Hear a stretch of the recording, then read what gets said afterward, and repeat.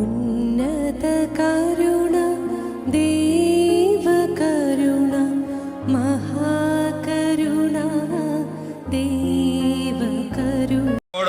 അരുളി ചെയ്ത ഈശോ നമ്മോടുള്ള സ്നേഹത്തെ പ്രതി മരിക്കുവാൻ തയ്യാറായി. നാം പാപികളായിരിക്കെ ദൈവം നമുക്ക് വേണ്ടി മരിച്ചു. അങ്ങനെ ദൈവത്തിന് നമ്മോടുള്ള സ്നേഹം വെളിപ്പെട്ടു എന്നാണ് പൗലോസ് ശ്ലീഹ പറയുക. അപ്പം നമ്മെ രക്ഷിക്കാനായിട്ട്, നമ്മെ സ്വർഗത്തോളം ഉയർത്തുവാൻ വേണ്ടിയിട്ട്, പാപത്തിൻ്റെ അടിമത്തത്തിൽ നിന്ന് നമ്മളെ രക്ഷിക്കാൻ വേണ്ടിയിട്ട് അവിടുന്ന് കാൽവരി കുരിശിൽ നമുക്ക് വേണ്ടി സ്വന്തം രക്തം ചിന്തി മരിച്ചു. നമ്മളെ അവിടുന്ന് വിലയ്ക്ക് വാങ്ങിയിരിക്കുകയാണ്.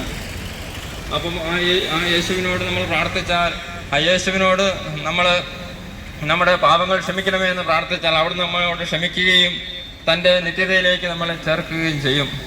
ആ യേശുവയുടെ സുവിശേഷത്തിൻ്റെ സദ്വാർത്ത, ആ സന്തോഷം നിങ്ങളുമായിട്ട് ഞങ്ങൾ ഈ നിമിഷം പങ്കുവെക്കുകയാണ്. ആ ദൈവത്തിൻ്റെ സ്നേഹത്തിലേക്ക്, ദൈവത്തിൻ്റെ കരുതലിലേക്ക്, ദൈവത്തിൻ്റെ സഹവാസത്തിലേക്ക്, ദൈവത്തിൻ്റെ കൂട്ടായ്മയിലേക്ക്, അവിടുത്തെ ആത്മാവിൻ്റെ അഭിഷേകത്തിലേക്ക് നാം ഓരോരുത്തരും കടന്നു വരേണ്ടതായിട്ടുണ്ട്. ഒരു കുരിശിൽ തൂങ്ങി മരിച്ചു കിടക്കുന്ന ഒരു വ്യക്തി ദൈവമാണോ എന്ന് പലപ്പോഴും നിങ്ങൾ ചോദിച്ചേക്കാം.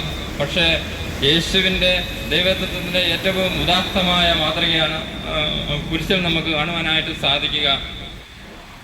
അവിടുന്ന് കുരിശിൽ കിടന്നുകൊണ്ട് തന്നെ ഉപദ്രവിച്ചവർക്ക് വേണ്ടിയിട്ട്, തന്നെ പരിക്കേൽപ്പിച്ചവർക്ക് വേണ്ടിയിട്ട് അവിടുന്ന് പ്രാർത്ഥിക്കുന്ന, പിതാവേ ഇവരോട് ക്ഷമിക്കണമേ, ഇവർ ചെയ്യുന്നത് എന്താണെന്ന് ഇവർ അറിയുന്നില്ല. അത്രമേൽ സ്നേഹത്തിൻ്റെ